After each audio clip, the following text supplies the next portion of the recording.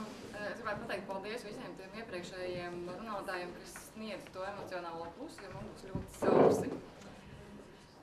Kas man ir Latvija un ko es tev varu sniegt, aptaujājot iedzīvotājus, tad izkristalizējās tās 4 lietas, kas galvenokārt ir Latvija cilvēkiem.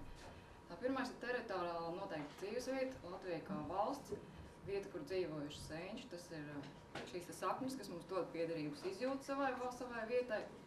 Tā ir daba, vide ap mums, šīs te lietas, kā tikko arī minēja Gundaga, stārķi un arī citas tādas vārdos, teiksim, ja pat netveramās lietas kā vēja plūsma no rīta, ja, rīta rasa vai es nezinu, vakara krēsla, un arī māksla. Tas tika minēts kā viena no asociācijām to, kas ir Latvija. Un īpaši, kas varbūt tās man pašai bija svarīgi, bija tas, kāda ir cilvēka attieksme, kad viņus uzrunāja par to, kas viņiem ir Latvija. Un tad bija tas, kad cilvēki, jā, viņi tā sarosās un var just, ka viņi runā par kaut ko svarīgu. Un tad šis te tā sajūta, ka Latvija viņiem ir kas īpašs un svēts.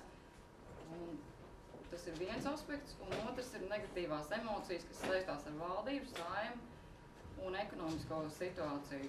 Tas bija tie 2 emocionālie stāvokļi, kas dominēja atbildēs par Latviju. Lūk, un šeit ir tāda puķīte, kas nav it kā īpaši varbūt tās izcils skaistas šobrīd, ja tur ir daži noziedējuši ziediņi, bet viņi zied, un es ieliku ar domu, ka mēs esam dažādi. Latvija ir tieši tāda pati kā mēs. Viņa var būt gan ziedoša, gan kādā brīdī kāds ziediņš ir noziedējis, un tas nobirs un atkal nāks un ziedēs jaunu, un tā dzīve jau iet uz priekšu. Mums nav tikai skaistas lietas, mums ir arī šeit noziedējušais ziedu, vienkārši dzīve ir tejuši tāda, kāda viņa tajā brīdī ir.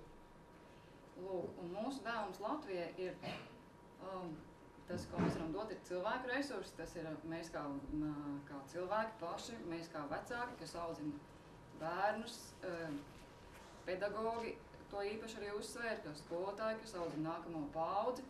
Tas ir darbs, ko mēs varam dot savai Latvijai ar savu profesionālo ieguldījumu, un godprātīgi nodzīvota dzīve, tas ir ar savu attieksmi pret visu un visā.